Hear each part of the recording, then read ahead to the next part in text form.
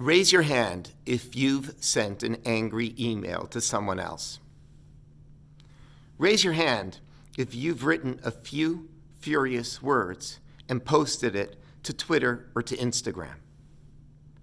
Raise your hand if you've responded to your friend's Facebook post with a hostile comment in response. Truth is that the internet makes us angrier, sometimes a lot angrier. But the roots of this phenomenon are ancient. We're reading the Torah reading, which tells us about the story of Yosef and his brothers. And a great deal of the action is bookended by two phrases that stand in opposition to each other. When the brothers first see Yosef approaching them in Dotan, so we're told, Vayiru oto merachok, they see Yosef from a distance. And even before he can approach, the brothers decide that they want to murder him, ultimately deciding instead to sell him into slavery.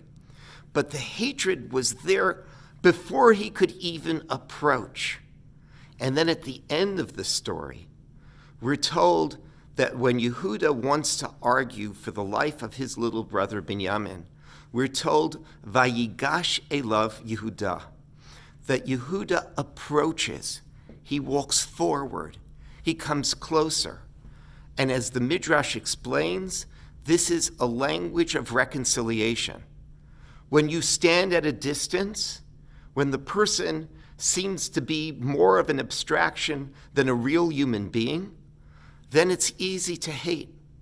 When someone approaches and comes close, it's much easier to learn how to forgive and even to love.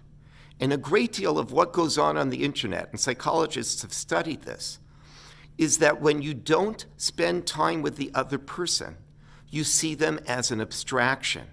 And in actuality, human communication was meant to be person to person. And when it's done in an abstract fashion, it's very easy for people to just unleash their anger and let it go wherever it's supposed to go. But this is actually the lesson of this week's Torah reading.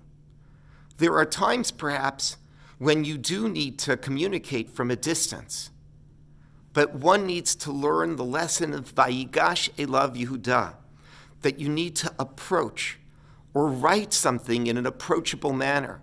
It should be, as the Midrash calls it, a lashon pius, words of reconciliation and appeasement. I always try to make sure that every single email I send, it starts out by saying, how are you doing? Even if it's a difficult email. And always to end wishing the person a good day. Part of the problem with email is that not only is it tone deaf, that you don't understand the person's intonation and what they're really feeling, but it's also the person becomes an abstraction.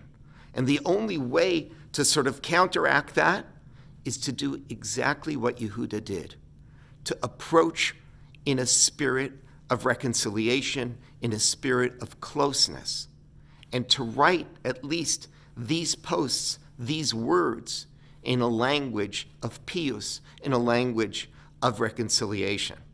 One of the more powerful stories that has to do with the internet and reconciliation is the story of Megan Phelps Roper and David Abitbol.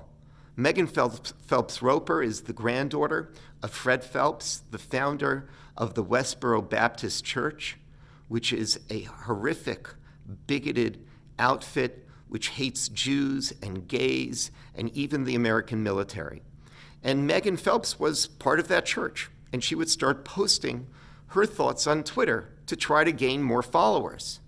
David Abitbol is an Orthodox Jew and a blogger, and he started to engage with her. And despite her hostility, he engaged with her with humor and with thoughtfulness. And after a process of years, he actually convinced her to see a different perspective. And ultimately, she left the church. And that's the lesson. The lesson is that when we see each other from a distance, all the more so, we need to learn how to approach. We need to learn the lesson of Vayigash elav Yehuda.